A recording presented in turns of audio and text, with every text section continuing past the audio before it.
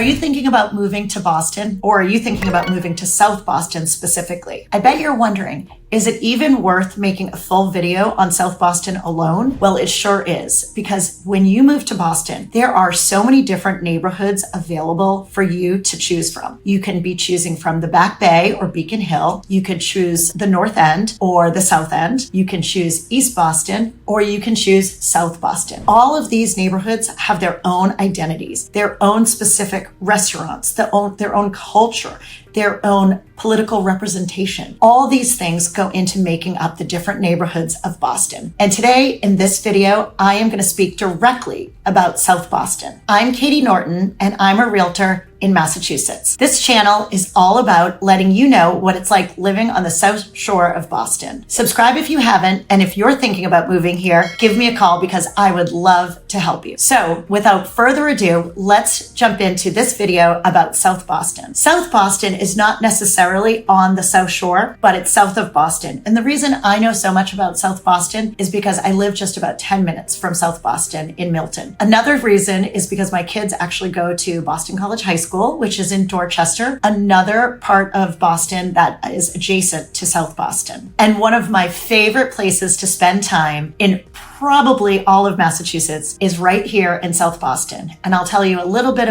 more about that special place later on in the video. So South Boston is a neighborhood within the city of Boston. But once you get to South Boston, you'll realize it's basically a city within the city. And before I say too much, I just want to say Wikipedia does a great job explaining South Boston, or as it's known to locals, as Southie. And what they say is South Boston is a densely populated neighborhood of Boston, Mass. The neighborhood, which was once primarily farmland, is popularly known by its 20th century identity as a working class Irish Catholic community. Throughout the 21st century, the neighborhood has become increasingly popular with millennial professionals. And one fun fact that I realized when I was doing a little bit of extra research on South Boston was that the median age of South Boston residents is actually 32. When you're in the city and you're walking around or driving around or riding your bike, you are going to see all ages. You're going to see everyone from people that grew up in South Boston and have never left. And you're also going to see those young families with young children, and they're going to the beach or the playground. And guess what? You're also going to see those college age kids who have just graduated and they cannot wait to get into their first jobs in Boston. And guess what? They move right into South Boston so that they're just a stone's throw away from everything that Boston has to offer. So if you've watched any of my other videos from before, that I am a lifelong resident of Boston. So I've been lucky enough to see these transformations of South Boston and see the neighborhood change from the primarily Irish Catholic working class community into this more vibrant, young, generational place to be. So if you're walking around South Boston today, you're still going to see that influence of that Irish Catholic community that was so popular and prevalent in the 80s and 90s. And you're going to see that in all the churches and still the parochial schools that are there. You're going to see it in some of the older businesses, and you're going to see a lot of things that you might recognize from a few movies,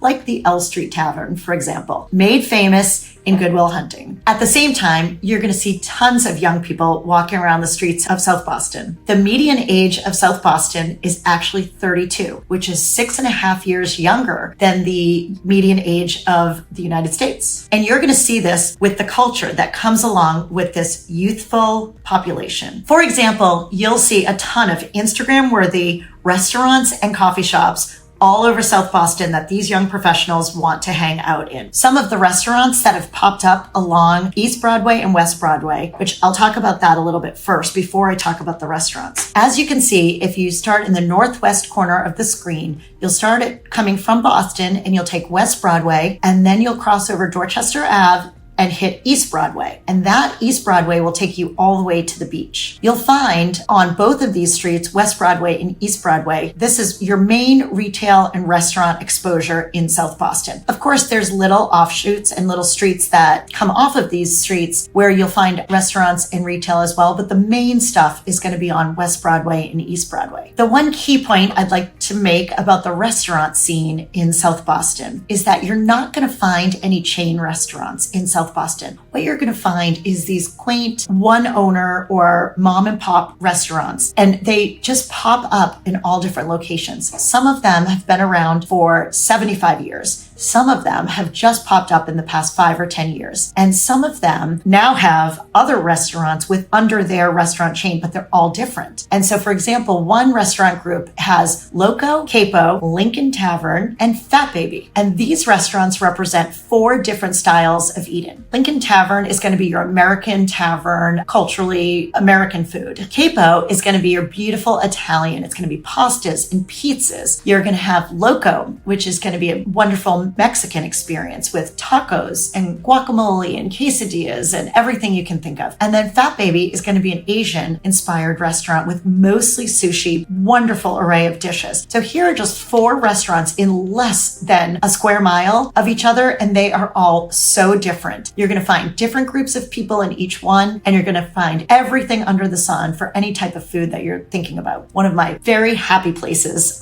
in Massachusetts. It's called Castle Island. Castle Island is the end point of East Broadway. You take East Broadway all the way to the beach, you take a left, and you're going to run right into Castle Island. It's actually a point, and you can't go any further than that. So the reason I love this place so much is it brings back so many childhood memories for me. I could literally go on. It was just a place that my grandparents used to take me when I was younger. There wasn't much to do. You would just basically go for long walks around the point, and you could just watch the boats coming and going. You could watch the planes coming and going to Logan Airport right over you, as if you could touch them. As a little kid, I couldn't believe that these planes could fly. I had never even been on a plane, so this was the only place I could go to see what that was like. One of the places that we loved going to Castle Island so much for was Sullivan's, lovingly known as Sully's. And Sully's has been a family-owned hot dog stand. I don't know how else to put it, but they have everything. You could get a cheeseburger, a grilled cheese, a hot dog. They make the best onion rings maybe on the planet. I dream about them. It's a great place to bring the kids for ice creams. It's a great place that I used to bring my grandparents when they got older. I had the beautiful situation of the role reversal. When I was an adult, I was able to bring my kids to Castle Island, and I would invite my grandparents to come, and we would just walk a little bit slower. That's all. Those are my childhood memories at Castle Island. There are so many more memories I've made over the years. Most important memory that comes to mind is when the pandemic hit. When the pandemic hit in 2020 and I was living in Milton, we suddenly were just cooped up inside of our houses. We weren't allowed to go anywhere. We weren't allowed to see anyone. And honestly, one of the only things that we were allowed to do was go outside and walk. And so what did I do? Packed up my family and we drove to Castle Island, and we would ride bikes, we would go for long walks, and we would just waste time at Castle Island going for walks. Actually, one of my dearest friends to this day, she and I started walking every day at Castle Island back during the pandemic when we just needed to get some energy out. And to this day, it's our meetup spot to go for long walks and just have super long talks, get some good steps in. So there's so many reasons to love Castle Island. Those are just mine. If I look down the way, there is a whole mile-long stretch, white sand beach. Southie wasn't always this way. In fact, in the 80s and 90s, South Boston was a little bit less family friendly, and you wouldn't necessarily bring your family to the beach. I drive along this same road, and when I tell you, if you know the scene from Jaws, the movie Jaws, that scene on July 4th where there's thousands of people on the beach, and it's families and friends and people just,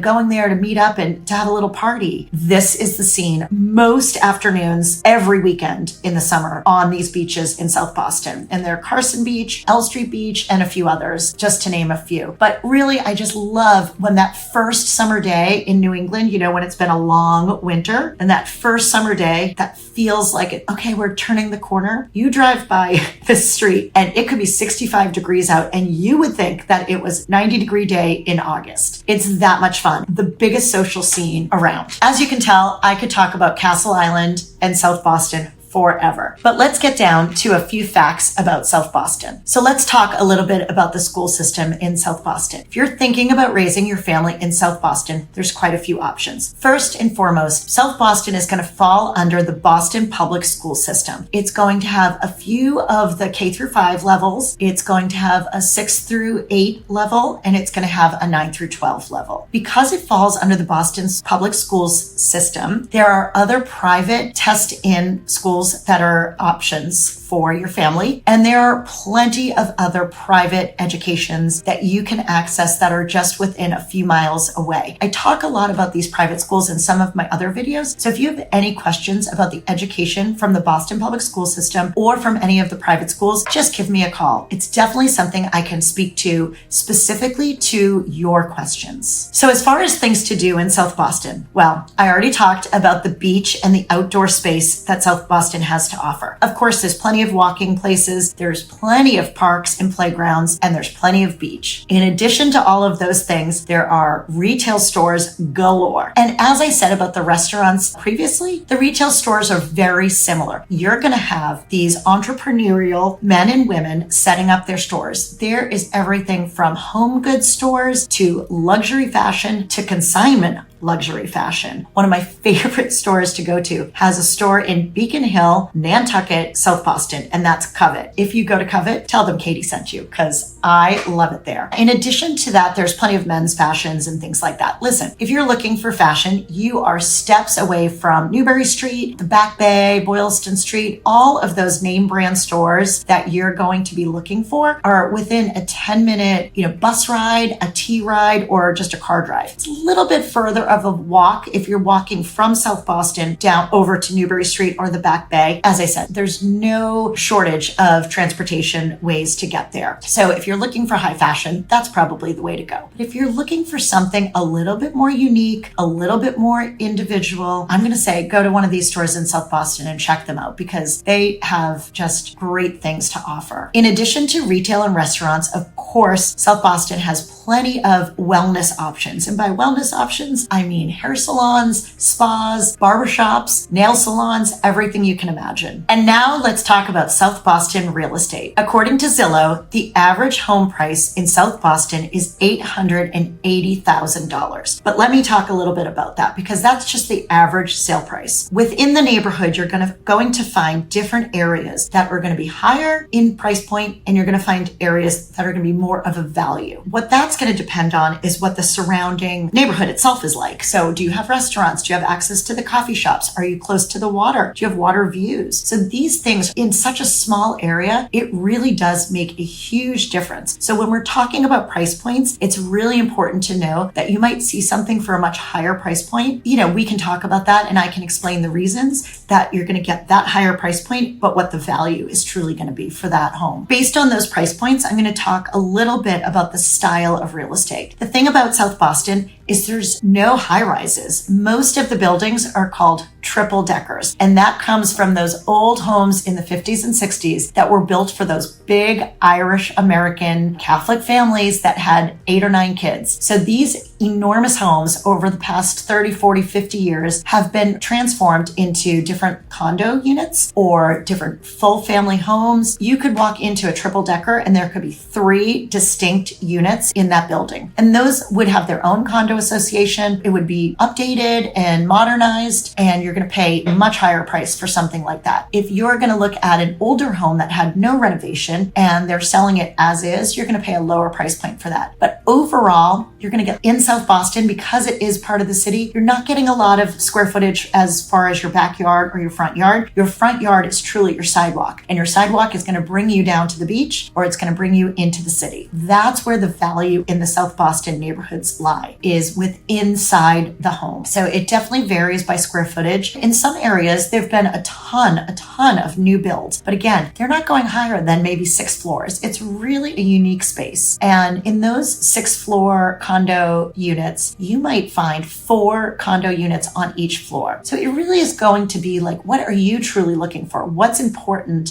for your family or for yourself? If you're just a single person moving into South Boston because you want to be around your friends and you need a 10-minute commute to work, you're just going to need a 1-bedroom condo in one of these large larger condo units so you can be surrounded by other people. If you're a larger family, maybe you're going to need a 2-story condo. So you're going to be looking at one of these triple deckers that maybe took the triple decker and turned it into 2 different condos. Again, this is going to be really unique to each person. So if you are thinking about moving to South Boston or any of the surrounding neighborhoods in Boston, please give me a call. One of my favorite things to do is educate people on the different neighborhoods of Boston. And just by having a few phone calls, we will figure out what is going to be best for you. I hope this video was helpful for you. If you haven't, subscribe now, and I will see you in the next video.